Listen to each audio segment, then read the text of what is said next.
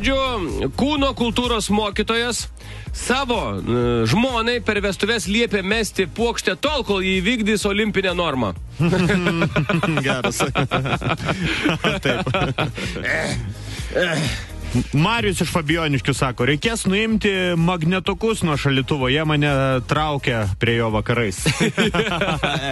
Noriu vis kažko iš čia. Sako, mano gimtadieniai vyksta labai griežta tvarka su labai skirtingais žmonėmis ir viskas pagal eilę. Iš pradžių būna mano tikri draugai, paskui ateina pikti dėl garso kaimynai ir vėliausiai bežiovaudami policijos pareigūnai.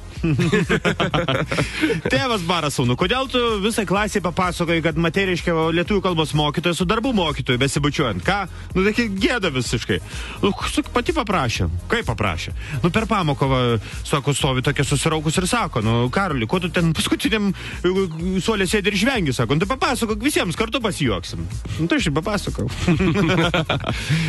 Sentencija. Kuo įdomesnis gyvenimas, tuo mažiau laiko galvoti apie jo prasmę.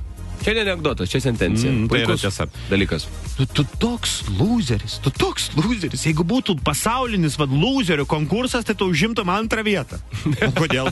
Nu, todėl, kad tu lūzeris. Geras. Tikrai ne pirmą. Vyrukas guli ligoninėje ir flirtuoja su jauna labai gražia seselė. Sako, o, sesutė, sako, galėtumėt jūs man suleisti kažkokį mirtiną dūrį į veną.